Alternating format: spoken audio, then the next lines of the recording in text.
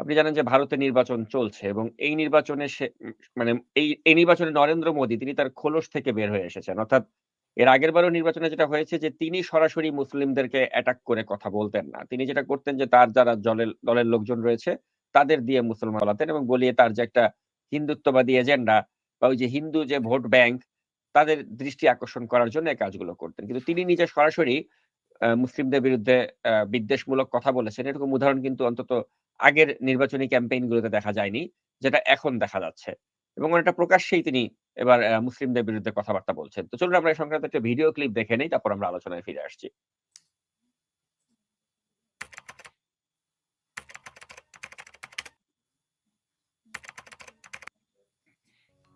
In this video, we will debunk the multiple toxic falsehoods packed into a single speech by Prime Minister Narendra Modi. ये संपत्ति इकट्ठी करके किसको बांटेंगे? जिनके ज्यादा बच्चे हैं उनको बांटेंगे, घुसपैठियों को बांटेंगे। क्या आपकी मेहनत की कमाई का पैसा घुसपैठियों को दिया जाएगा? Mandate 2024. Claim versus reality with Srinivasan Jain. The speech, delivered in Rajasthan this past weekend, is not just a turning point for this election, but a watershed moment for Mr. Modi's own political trajectory. Over the course of a decade as Prime Minister, he has attempted to put distance from the openly divisive, rabble-rousing legacy associated with his tenure as Chief Minister of Gujarat, when, for instance, he described refugee camps housing Muslims as baby-producing centers. Instead, as Prime Minister, he has worked hard to craft an image in India and abroad of a visionary statesman. Bharat mother of democracy है और Bharat model of diversity भी है. That mask has frequently slipped. The PM, in clear defiance of India's secular charter, has openly embraced a Hindu-first approach, be it in actions like playing head priest at the opening of the Ram Mandir, or in policy through the passage by his government of discriminatory laws like the Citizenship Amendment Act. When it comes to hateful speech, though, while naked bigotry by his party colleagues has spiked under Mr. Modi's watch, उग्रवादी बोलने भी तो कभी खड़ा होगा, ये बता रहा हूं, उग्रवादी. the Prime Minister has chosen to play the communal card more obliquely. भाइयों बहनों, गांव में अगर कब्रिस्तान बनता है तो गांव में स्मशान भी बनना चाहिए. All that changed this past weekend with the Prime Minister directly তো আপনি শুনছিলেন তার এই যে বিদ্বেষমূলক কথাবার্তা বা স্পষ্ট করে তিনি যে মুসলিম বিদ্বেষী কথাবার্তা বলে নির্বাচনী ক্যাম্পেইন করছেন। তো এগুলোর ইমপ্যাক্ট আসলে আমাদের পার্শ্ববর্তী দেশ হিসেবে বাংলাদেশের উপরেও কিন্তু পড়ে। এবং আমাদের দেশের সরকার অর্থাৎ এই যে শেখ হাসিনার যে কর্তৃত্ববাদী সরকার, এরা তো এই মোদি মডেলটা অর্থাৎ এই যে এই হেইট বা বিগটরি এগুলোকে পুঁজি করেই তো রাজনীতি করে এবং এই ধরনের রাজনৈতিক কার্ডই তো আওয়ামী লীগও প্লে করার চেষ্টা করছে। তো সবকিছু মিলিয়ে আসলে এই যে নরেন্দ্র মোদির যে আপনি বক্তব্যগুলো শুনলেন, ভারতের নির্বাচনের যে অবস্থা আপনি দেখলেন এবং মোদির যে একটা চরিত্র প্রকাশ হয়ে গেল। সবকিছু মিলিয়ে ভারতের এই নির্বাচন প্রসঙ্গে, মোদির প্রসঙ্গে এবং মোদি যদি আরেকবার জেতে তাহলে সেটা বাংলাদেশে কি ধরনের ইমপ্যাক্ট ফেলতে পারে? সব মিলিয়ে একটু আপনার বিশ্লেষণ আমি জানতে চাই। আপনি দেখুন ভারত যে কত নোংরা এবং ভারতের যে নেতৃত্ব পলিটিশিয়ানরা যে কত অনৈতিক এবং কত সাম্প্রদায়িক, এটা আরো দিন দিন প্রকাশ হচ্ছে। আপনি এই যে শ্রীনিবাসন জৈন যাকে আমরা এখন দেখলাম, উনি এখানে যে ও কি পরিমাণ মিথ্যা কথা বলল এবং কি পরিমাণ সে কমিউনাল।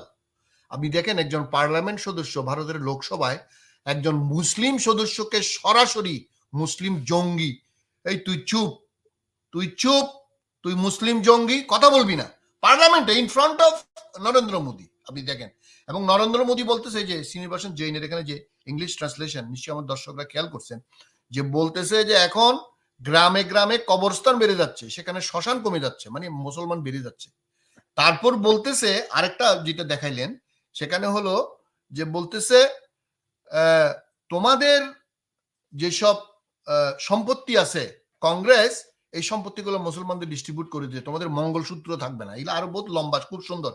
এবং কংগ্রেসের যে ম্যানিফেস্টো এবার, এই ম্যানিফেস্টোতে আপনার সোশ্যাল ডিসঅ্যাডভান্টেজ যারা আছে, minority, schedule caste, tribal caste, এরা যে আপনার একদম পিছিয়ে আছে, এই সংক্রান্ত একটা ঘটনা এখানে বলতে চাই।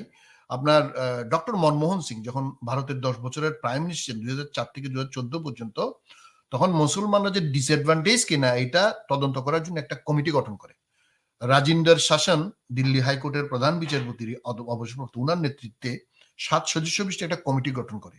এই কমিটি আপনার 14 মাস বা 15 মাসের রিপোর্ট দেয় 2006 সালে, এবং এই রিপোর্ট দেখে দেখা যাচ্ছে যে মুসলমানরা 14%, মানে কাগজে কলমে 14% মুসলমান 2001 সাল পর্যন্ত, এবং সরকারি চাকরিতে আছে 2.5%, মানে আপনার 4th শ্রেণী 3য় শ্রেণীর কর্মচারী, এবং আশ্চর্যজনকভাবে অ্যাডমিনিস্ট্রেটিভ যেগুলো আমরা সিভিল সার্ভিস বলি সেখানে হচ্ছে 0.51%, মানে 0.5% নেই। সেটা মিলিটারি বলেন, সেটা পুলিশ বলেন, সেটা সিভিল বলেন, সেটা ফরেন সার্ভিস বলেন। অর্থাৎ মুসলমানরা কি পরিমাণ নেগলেক্টেড, এবং সেটা হচ্ছে ট্রাইবালের থেকে কম, শিডিউল কাস্টের থেকে কম, দলিতের থেকেও কম। অর্থাৎ মুসলমানরা ভারতে সর্বনিম্ন জায়গায় চলে গেছে। তখন মনমোহন সিং ওয়াজ এ রিয়েলি ওয়ান্ডারফুল মানে আপনার প্রধানমন্ত্রী ছিলেন, এবং তখন বলা হতো যে ভারতের ইতিহাসের সবচেয়ে শিক্ষিত এবং একজন ভালো প্রধানমন্ত্রী। আমি জানি উনি শিখ সম্প্রদায়ের, কিন্তু আশ্চর্যজনকভাবে আপনি দেখেন এখন পৃথিবীর নিকৃষ্ট প্রধানমন্ত্রী হচ্ছে ভারতের নরেন্দ্র মোদী, যে গুজরাটের কসাই। এই গুজরাটের কসাই আপনার এখন এই যে এখন যে সে মানে হেট স্পিচ দিচ্ছে মুসলমানদের দিকে, আপনি যে এখন গালাগালাজ বেশি করতেছে হঠাৎ করে গত 10-15 দিনে, কারণটা কি জানেন? কারণটাও ভারতের একটা মিডিয়াতে আমি শুনলাম, সেটা হচ্ছে 190টা সিটে ইলেকশন হয়েছে। 190টা জানেন আপনি 7 ধাপে নির্বাচন হবে, শেষ হবে 1 জুন, শেষ হবে নেক্সট মনে হয় 7 মে। তো জুনের 4 তারিখ রেজাল্ট দিবে। এই 190টাতে আপনার এক্সিট পুলে ধারণা করা হচ্ছে যে আপনার সে এবার একটা স্লোগান দিয়েছিল, আপকি বার 400 পার। ওই যে আপকি বার ট্রাম্প কি সরকার, এটার সাথে মিলে আসে কবিতা বানাইছে, আপকি বার 400 পার। এখন তো 400 পার তো হবেই না, 273-74 পাবে কিনা এটা একটা সন্দেহ তাদের মধ্যে ঢুকে গেছে। এখন এই সন্দেহের কারণে, এটা হচ্ছে আপনার কলকাতা টিভির বিশ্লেষণ, তারা বলতে চাচ্ছে যে এখন তাদের মনের ভিতর 300 চলে আসছে। এখন 300 থেকে যদি কোনো কারণে স্লিপ করে 275-এর নিচে তাদের সরকার গঠন করতে পারবে না। এই জন্য হিন্দুদেরকে সে আরো বেশি পোলারাইজ করে মুসলমানদেরকে গালি দিচ্ছে, মুসলমানদেরকে এখন ইনফ্লেটেড বলতেছে। দেখেন বলতেছে যে শ্রীনিবাসন জৈন বলতেছে ভারতে জন্মগ্রহণকারী একজন মুসলমান হিন্দু সে ভারতের নাগরিক, তার বাবা নাগরিক ছিল কিনা, তার দাদা নাগরিক ছিল কিনা, তার 14 গোষ্ঠী নাগরিক ছিল কিনা, এটা প্রশ্ন করার এখতিয়ার কোন কনস্টিটিউশনে নাই। প্রধানমন্ত্রী পারবে না, প্রেসিডেন্টও পারবে না। এখন ভারতের মুসলমানদেরকে তার নাগরিকত্ব নিয়ে প্রশ্ন করার অধিকার তোমাকে কে দিছে? ভারতের মুসলমান না, সে ভারতীয়, এটাই তার 1 নম্বর পরিচয়। যেটা আমাদের রাষ্ট্রপতি জিয়া বাঙালিকে বাংলাদেশি বলে বলছিল, সে হিন্দু মুসলমান বৌদ্ধ খ্রিস্টান, সে বাংলাদেশি, বাঙালি নাও হইতে পারে সে, যেটা শেখ মুজিব ভুল করছিল। যাই হোক, এই যে আপনার তার হেট স্পিচ, সে বলতেছে যে the mother of democracy is India, diversity, the model of diversity is India, কিন্তু পরেই বলতেছে যে তার যে কন্ট্রাডিকশন, এরপরেই সে বক্তৃতা দিচ্ছে যে মুসলমানরা হচ্ছে ইনফিলট্রেটর, এরা এখানে মানে আপনার এখানে আয়সা আমাদের এখানে আগন্তুক, তারা স্ট্রেঞ্জার, এই যে বলতেছে। তখন শ্রীনিবাসন অনুপ্রবেশকারী শ্রীনিবাসন জৈন বলছে যে তুমিও অনুপ্রবেশকারী। এটা অনেক লম্বা, দ্রাবিড়িয়ান মানে এরিয়ান্স নন এরিয়ান্স কিভাবে ইন্ডিয়াতে আসছে, এটা একটা ইতিহাস উনি বলছে যে তাহলে তুমিও অনুপ্রবেশকারী। তারপরে বলছে যে বাচ্চা যে বেশি যারা পয়দা করে তারাই সব সম্পত্তি ভাগ করবে কংগ্রেসের ম্যানিফেস্টো অনুযায়ী।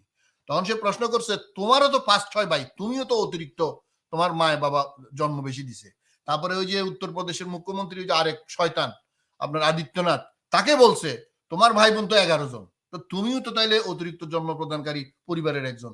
তো তুমি যে এই যে মুসলমানদেরকে টার্গেট করলা, এখানে পরিষ্কারভাবে ভারতীয় অর্থনীতিবিদরা প্রমাণ করে দিছে যে জন্ম নিয়ন্ত্রণ সেখানেই কমে যায় অটোমেটিক, যেখানে অর্থনৈতিক উন্নতি হয়। যেখানে অর্থনৈতিক উন্নতি হয় না সেখানে কোনোদিনই জন্ম নিয়ন্ত্রণ হয় না, আইন করে জন্ম নিয়ন্ত্রণ করা যায় না। এটা কমিউনিস্ট এই চায়না পারবে, গণতান্ত্রিক দেশে এটা পারে না। এবং উনি প্রমাণ করে করে এটাও বলছে ওই ভারতীয় আপনার সরকারি স্ট্যাটিস্টিক্স অনুযায়ী যে দক্ষিণ ভারতে কেরালা, আপনার তামিলনাড়ু এবং এইসব রাজ্যে মুসলমানদের মহিলাদের ফার্টিলিটি রেট বিহারের, উত্তরপ্রদেশের এবং ঝাড়খণ্ডের হিন্দু মহিলাদের অর্ধেক। অর্থাৎ এরা উন্নত, এরা ইকোনমিক্যালি অনেক বেশি সলভেন্ট, ফলে তাদের এখানে ফার্টিলিটি রেট কম। অর্থাৎ উনি প্রমাণ করে দিছে যে তোমার মা বাবা বা আমার মা বাবা হিন্দু মুসলমান এখানে কোনো ব্যাপার না, ব্যাপারটা হচ্ছে অর্থনীতি। এই যে ভারতের নামক এই দেশটা, এই যে গোমূত্র খাওয়া, এই যে গোবর খাওয়া, এগুলো তো কথার কথা আমরা বলি না। ভারত যে একটা ভয়ঙ্কর রাষ্ট্রে পরিণত হয়েছে, এই যে আমরা যে বারবার এই জিনিসগুলো ডিসকাস করি, আজকে এই যে ভারতের নরেন্দ্র মোদীর মতো একজন আপনার ভুয়া সার্টিফিকেটধারী, দেখেন ভারতের প্রধানমন্ত্রী ভুয়া সার্টিফিকেটধারী, ভারতের মিডিয়া এটা প্রমাণ করছে। মানে ডক্টর মনমোহন সিং এর পরে ভারতে এইরকম একটা নিকৃষ্ট, মানে এইরকম একটা কমিউনাল, এরকম একটা ভয়ঙ্কর লোক প্রধানমন্ত্রী হবে, এটা ভারতের মানুষের আসলে লজ্জা নেই আমার মনে হচ্ছে। ভারতের মানুষকে এখন আমার লজ্জাহীন মনে হয়, কারণ তারা কিন্তু তাদের ভোটটা কিন্তু তারা দিতে পারে, কিন্তু তাকে ভোট দেয়। আপনি চিন্তা করেন কি কারণে নরেন্দ্র মোদীর মতো একটা মিথ্যুক, একটা ভুয়া সার্টিফিকেটধারী, সে নিজেকে বলেছে নাকি ভগবানের প্রেরিত, নাকি মানুষ ভগবানের প্রেরিত, সে নাকি বড় ভগবানের প্রেরিত, নাকি মহাপুরুষ, মেসেঞ্জার, নাউজুবিল্লাহ। এই যে এইরকম একটা মানুষকে কন্টিনিউয়াসলি দুইবার ভোট দিছে, এখন তৃতীয়বারও নাকি হওয়ার সম্ভাবনা বেশি। আমি আশ্চর্য হয়ে যাই। তারা যে ভারতের এই যে এখানে একটা কথা না বললেই নয়, এই যে অশোকা মুদি, যার কথা আপনার মনে থাকবে, আমার দর্শকদেরও মনে থাকার কথা, উনি ইন্ডিয়া ব্রোকেন, এই যে বইটা নিয়ে আমরা আরো 1 বছর আগে ডিসকাস করছিলাম, এই অশোকা মুদি ক্লিয়ারলি বলছে যে ভারতের রাজনীতিবিদদের মরাল লিডারশিপের যে ল্যাক, যে কমতি, সেটা ভারতকে ডুবিয়ে দেবে। এবং এটা উনি ইকোনমিস্ট পত্রিকায় আজ থেকে 1 মাস আগে এই আর্টিকেলটা উনি লিখছে। উনি সেখানে প্রমাণ করে দিছে যে ভারতের মরাল লিডারশিপের কমতির কারণে ভারত কোথায় কোথায় আপনার চীনের সাথে তুলনা করে উনি এখানে লিখছে ইকোনমিস্টের আপনার এই আর্টিকেলে, যে ভারতের এই যে আইআইটি, আইআইএম, উনি নিজেও আইআইটির ছাত্র ছিলেন, উনি ওয়ার্ল্ড ব্যাংকের চিফ ইকোনমিস্ট ছিলেন অশোকা মোদি, এখন প্রিন্সটন ইউনিভার্সিটির প্রফেসর। উনি বলতে চাচ্ছেন যে স্ট্যানফোর্ড ইউনিভার্সিটির একজন অধ্যাপক প্রমাণ করে দিচ্ছেন নিউমেরিক্যাল স্কিলে এবং বেসিক স্কিলে চায়নার সাথে ইন্ডিয়া এখন আর পারতেছে না। চায়নার এফিসিয়েন্সি রেট হচ্ছে 85%, ভারতের ছেলেদের হচ্ছে স্টুডেন্টদের হচ্ছে 32%। খেয়াল করেন। তারপর উনি লিখছে যে ভারতের 20-25টা ইউনিভার্সিটি বা ইনস্টিটিউট বাদ দিলে বাকিগুলোর স্ট্যান্ডার্ড মানে এশিয়া না, সাউথ এশিয়াতেও স্ট্যান্ডার্ডে পড়ে না। প্রথম এই যে আইআইটি বা দিল্লি জওহরলাল নেহরু ইউনিভার্সিটি, এগুলো বাদ দিলে বা এগুলো স্ট্যান্ডার্ড চায়নার ধারে কাছে নাই।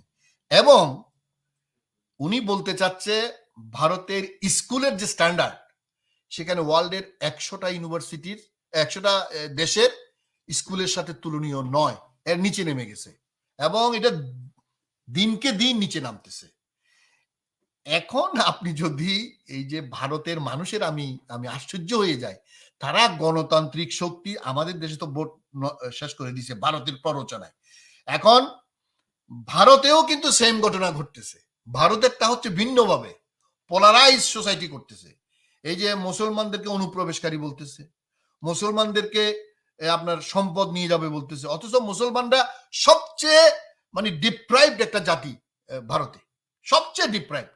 এই 70-80 বছরের যে গণতন্ত্রের কথা ভারত যে বলে, সেকুলার গণতন্ত্রের কথা বলে এবং ইকুয়াল ডিস্ট্রিবিউশনের কথা বলে, লম্বা লম্বা কথা বলে, ভারতে এই মুহূর্তে 200 কতজন সচিবের মধ্যে 2 জন সচিব মুসলমান আছে, 2 জন। ভারতের 543 জন এমপি মনোনীতদের মধ্যে 1 জন আপনার কেরালাতে কিন্তু 35% মুসলমান, মনে রাখবেন। এবং উত্তরপ্রদেশ, যেটা ভারতের সবচেয়ে বড় প্রদেশ এবং জনবহুল প্রদেশ, সেখানে মোর দেন 32% মুসলিম, একজন মুসলিম প্রার্থী নাই, একজন। এবং তাদের যে মিলিটারি, ভারতের মিলিটারি, নৌবাহিনী এবং আপনার বিমান বাহিনীতে ব্রিগেডিয়ার লেভেলের উপরে কোনো অফিসার মুসলমান নেই, কোনো officer, not a single one. কাগজে কলমে মুসলমানের সংখ্যা এখন 16%। তো 100 জনে 16 জন থাকার কথা, 16 জন না থাক, 10 জন থাক, 5 জন থাক, একজনও নাই। পার্সেন্টেজ দিয়ে বাদ দেন, একজনও নাই। তো এই যে ভারতের যে এরকম in the name of secularism, in the name of democracy, সে বলতেছে Bharat mother of democracy. Bharat is the mother of hypocrisy. India is the mother of communalism. India is the mother of all nonsense, idiots and stupids. আপনি সত্যনাদালার সুন্দর পিচাইকে দেখাইয়া একটা চোরকে, একটা বদমাইশকে, একটা বুচারকে, মুসলিম হত্যাকারী, নিধনকারীকে, যাকে আমেরিকা 10 বছর ব্যান করে রাখছিল, শুধু প্রধানমন্ত্রী হওয়ার পরেই তাকে আমেরিকা তার ব্যান উইথড্র করছে।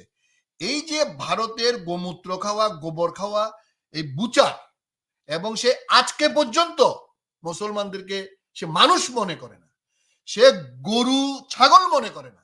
সে বলে ভারতের প্রধানমন্ত্রী, সে এটা নাকি মাদার অফ ডেমোক্রেসি। বিশ্বের নেতাদের কাছে আমি ধিক্কার জানাই। মুসলমান, হিন্দু, বৌদ্ধ, খ্রিস্টান বলে কথা না, মানুষ, একজন মানুষ হিসাবে মানুষের কাছে যদি মানুষের মূল্য না থাকে, যদি সে এত বড় 100-150 কোটি দেশের মানুষের গণতান্ত্রিক ভাবে নির্বাচিত হয়, তাহলে তো আমি ভারতের পুরা মানে একটা মেজরিটি মানুষকে আমরা কি বলবো তাদেরকে? তারা কি কারণে, কিভাবে এইরকম একজন জঘন্য পাপিষ্ট খুনিকে, বুচারকে, কসাইকে তারা ভোট দেয় বারবার? এবং এখনো নাকি সে আরেকবার প্রধানমন্ত্রী হবে, এবং সেটাই সম্ভবত হবে, হয়তো সিটে দিক ওদিক, কিন্তু সেই হবে। তাহলে ভারতের আমাদের এখন কামনা কি?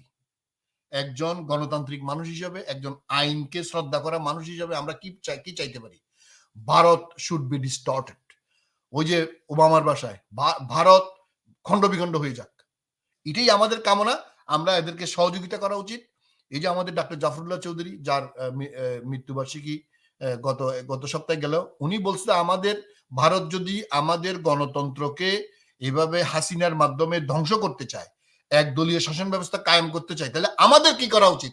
আমাদের করা উচিত ভারতের সমস্ত এথনিক গ্রুপকে উস্কায় দেওয়া, ওদেরকে ফাইন্যান্স করা, আমেরিকাকে বলা, ইউরোপিয়ান ইউনিয়নকে বলা যে ভারত যদি এক থাকে তাইলে এখানে কমিউনিজম চালু হবে, হিন্দুত্ববাদী, এই যে উগ্রবাদী আইসিস এর মতো মুসলমানদের অপভ্রংশ যেরকম, সেরকম হিন্দু ধর্মকে ব্যবহার করে, হিন্দু ধর্ম নিয়ে আমাদের কোনো সমালোচনা নাই, হিন্দু ধর্ম তারা পালন করবে, কিন্তু হিন্দু ধর্মকে ব্যবহার করে তারা যে এরকম ভয়ঙ্কর একটা কমিউনাল দেশ তৈরি করতেছে, এটাকে ভেঙে ফেলতে হবে।